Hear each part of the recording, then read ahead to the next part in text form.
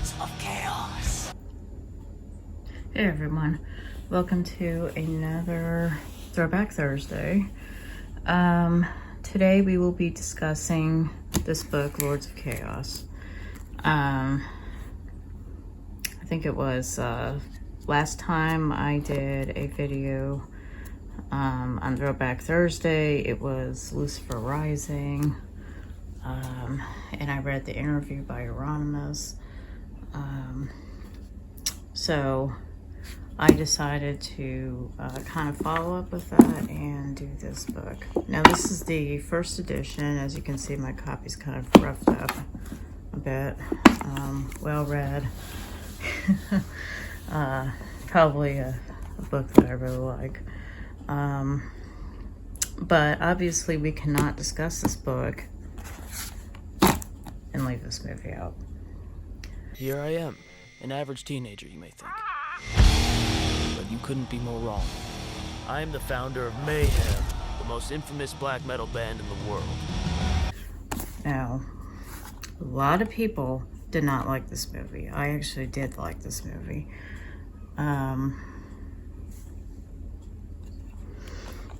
So,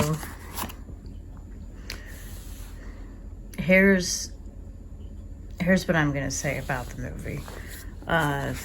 The ugly end of it is, first of all, the director was I believe he was in Bathory. He was in the original lineup of Bathory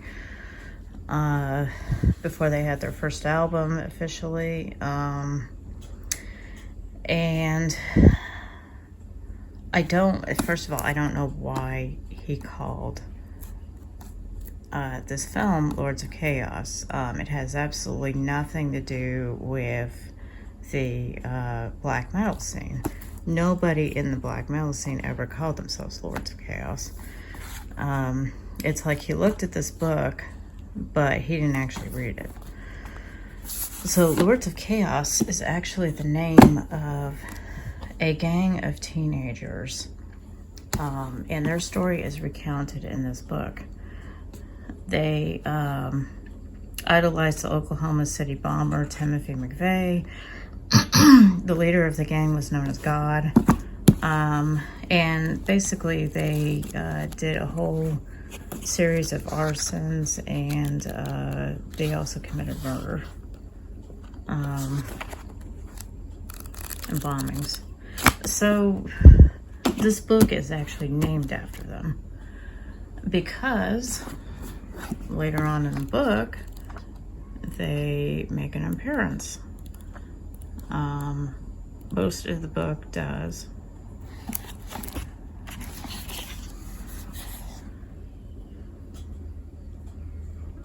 Have things about the Norwegian black metal scene, but eventually you get to the Lords of Chaos. So obviously Lords of Chaos itself does not have anything to do with Mayhem. It has to do with these teenagers that were in a gang. And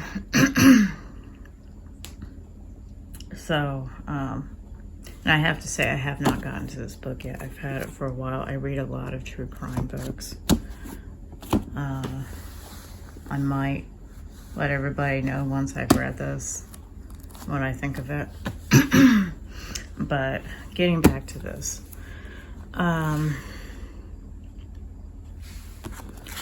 So, obviously, when Dead and Euronymous in the film, we are Lords of Chaos, that's sort of BS right there. But I feel like Rory did a pretty good job depicting Euronymous.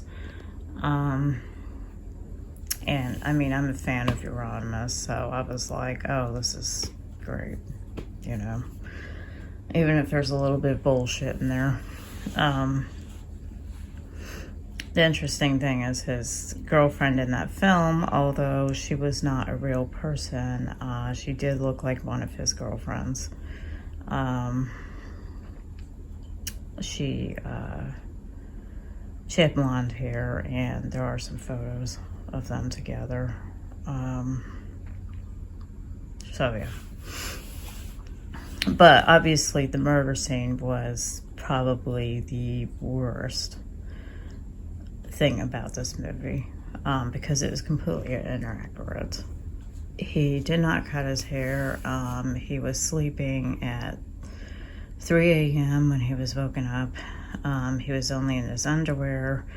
So, well, the murder scene was pretty realistic, as far as the gore and, you know, the violence. There's so much that, you know, Varg didn't stop and drink some Ovaltine milk. So, a lot of weird things in there.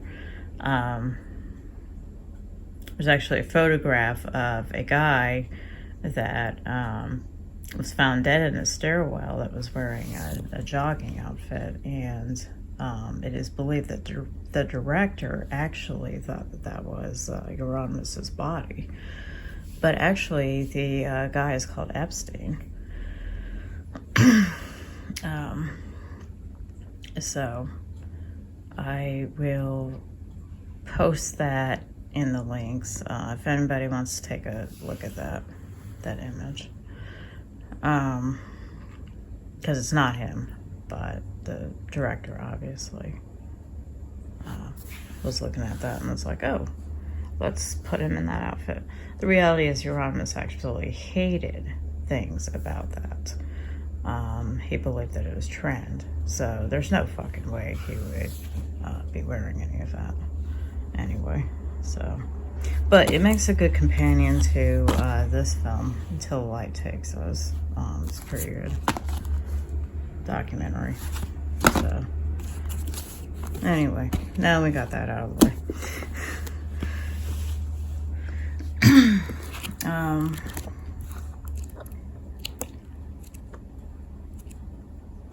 So, it's a pretty cool book. Of course, it does a lot of ass kissing with Varg Vikernes, because the one of the authors, Michael here, he has a tendency to be far right himself, so there's a lot of stuff about that in there. So it's a little bit biased, but the interview is pretty interesting.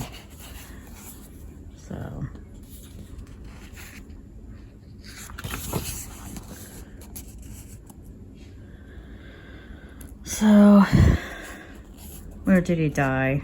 That was on the first floor. I chased him and he fell down in the glass fragments, and I ran past him. I turned around to face him again. He was standing, and the other guy came running up. I didn't know whether he was going to attack me too. He was Houston's best friend. I thought he might attack me because he was Houston's best friend. I was waiting for it. Houston got up, and the other guy ran past. Houston came against me and attacked, and I attacked him quite simply. I got his chest, and then I pounded his skull. He just sat down dying momentarily. So, obviously, the whole glass thing shattering under his feet there, the reality was he actually ran into a lamp and it was shattered. Yeah. So, pretty gruesome. He was taking, Euronymous took kickboxing lessons, so he of course was kicking out of self-defense, and, you know, at one point, supposedly he said, "It is enough, stop." So, yeah. But anyway, you know, going through the church burnings, and it's got some interesting newspaper articles and all this other stuff in it.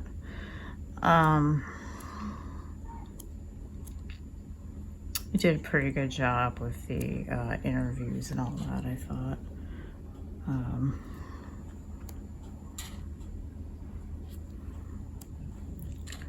So, is it a good book? Yeah. I mean, I like it. I know a lot of people think it's inaccurate, but it's really, I don't think it is. I mean, it's not like he didn't interview people on the scene. He didn't make shit up. So,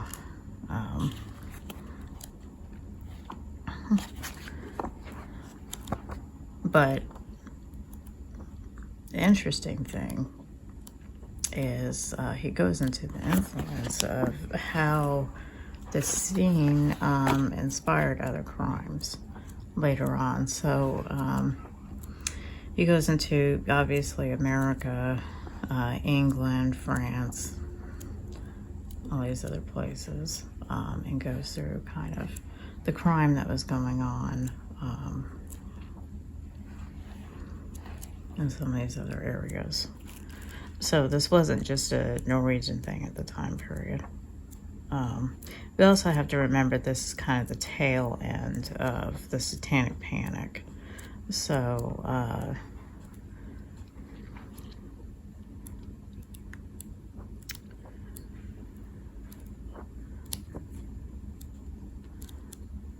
there was a lot of, a lot of parents were trying to ban this music and all kinds of other stuff. In England, for example, they were trying to ban it. So there's a nice anti-fart flavor. Overall, I think it's a pretty good book. A lot of people accuse it of being kind of sensational. But here is another one. This one is newer. And it's kind of similar, but it doesn't focus on true crime, really. So, it's lacking the interviews. But they're both pretty good. Also has some color photographs, too. So, yeah. They're both good. These are pretty cool films, you know. And yeah. Anyway, remember everybody to hit like and subscribe. Thank you. Bass player of Mayhem. We have to take this to the next level. But you said it yourself. We should burn them all down. If you do this, we're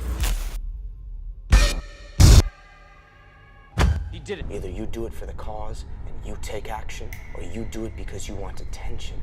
You can't have it both ways. You pretend to be my friend so you can hit me off guard? I thought you were true Norwegian black metal. I invented it. And now you betray it.